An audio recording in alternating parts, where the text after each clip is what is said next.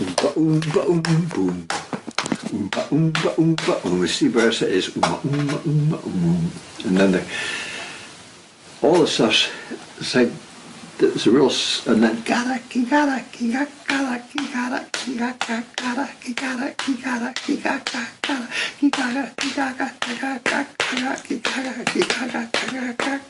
and then the other one is da da boom da boom da boom boom boom. Those four things. Mm-hmm. I have that in the symphony. For the Nashville Symphony, I had the oldest stuff. They go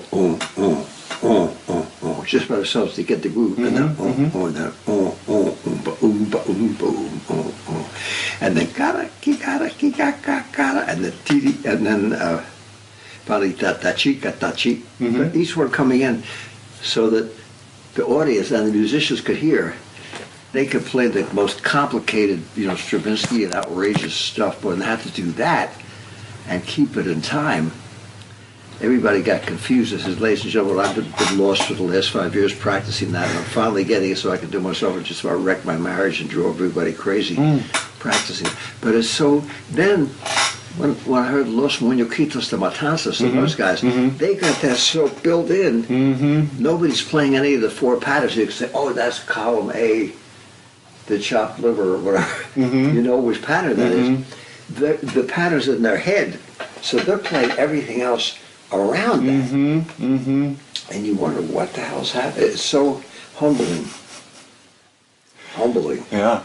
You think you're good, boy, then you play with. And once you start to study that, you can notate and learn any kind of music. Because you realize it might take 3 or 4 or 5 years just to get it started. Then you get the sound the way they play it.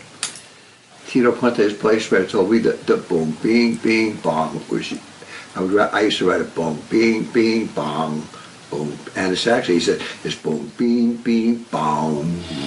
And the tail goes over to the one, and the one's implied by the sustaining. Isn't that crazy? It's some real deep stuff.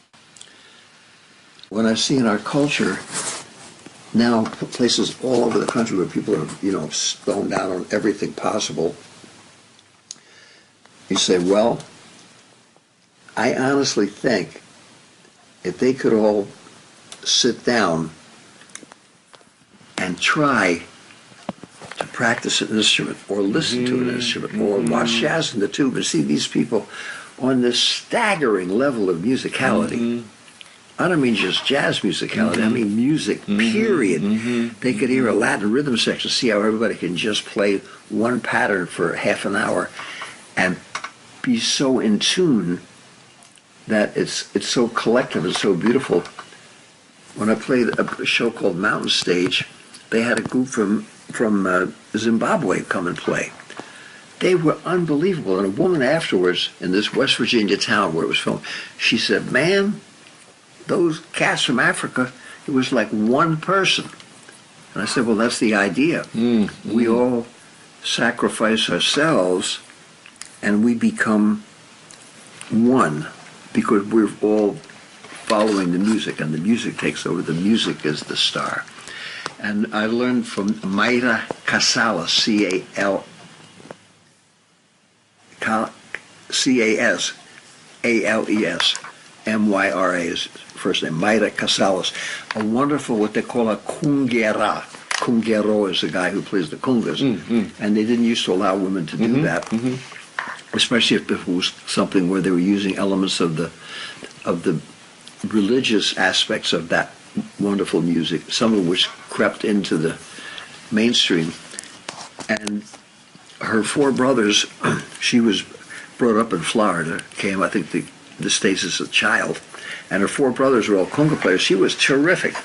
And she used to play with us, and they said, Myra, she was so beautiful and so personable, and she would play solos. Suddenly this wonderful, small, elegant lady that would look like a bank president or something would get up and play a solo and knock the house down. And then she'd go back to playing a basic tumbao, T-U-M-B-E-A-U, I think it's spelled. But you know that. And she played that tumbao, just that pattern, with such grace and such a beautiful tone, and be listening so hard, you could just start soaring. It would just be like a wonderful airplane just taking you way up there into the heights and soaring. And I said, Myra, you do that, we can just soar over that. You could play those hot licks and then go and just make us all feel so good. She said, man, she said, in Cuba we call that sacrificio. I said, what's that? She said, you sacrifice your own stuff to make everybody else sound good. And then she said the kick line, which I wish they put on the walls of every conservatory, the Harvard Business School and the White House and everywhere, which is, and when you go home, you feel good. And I said, boy, isn't that beautiful? The idea of trying to contribute to the whole. And Duke Ellington said it much more economically than I did. They said, Duke, what advice have you got for young musicians? He said, listen. And then Sonny Rollins told me in 1955, when I was, my first gig, I was playing with Mingus, and Sonny came, and he'd come back from Chicago, and he was starting a whole new chapter in his life. And he used to come and sit in with Mingus. We even played a gig together at a college, which is one of the thrills of my life. And I said, Sonny, I heard this one guy playing a solo tenor saxophone player, and all he did was play dap, dap, dap, da, dap, dap, da, dap. And he just played one note for the whole solo. He said, Dave, he said, don't put that guy down. He said, that's the best he can do. That's how he feeds his family. That's his thing. In other words, implying the old biblical saying, judge not that ye be not judged. So, if you didn't dig it, rather than being critical, you would say, okay, I'll try to do something else. And Lester Young summed it up when, famous story, when someone came in and said, Prez, I want to play for you. And Lester Young, being the consummate gentleman, said, si vous play, my man, and sat down. And the guy played The Bombing of Hiroshima, Arnold Schoenberg's greatest outtakes, and Giant Steps 4 times faster than the Olympic gold record in a different key. And just about tore the house down. Lester Young sat there very quietly. He said, that was most impressive.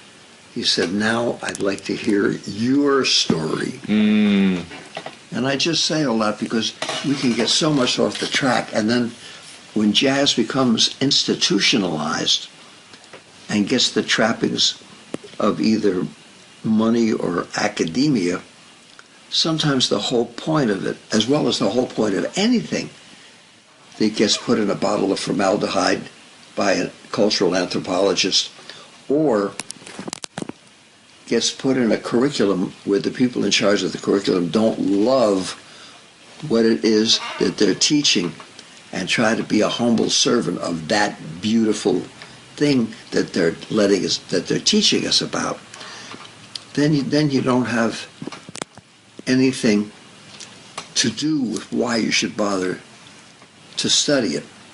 So when you see jazz on the tube, you don't need me, certainly, or anybody else to tell you what it is. They just put when it was, who played, where it was, and the name of it. And then you can just sit back and say, wow, and go to school.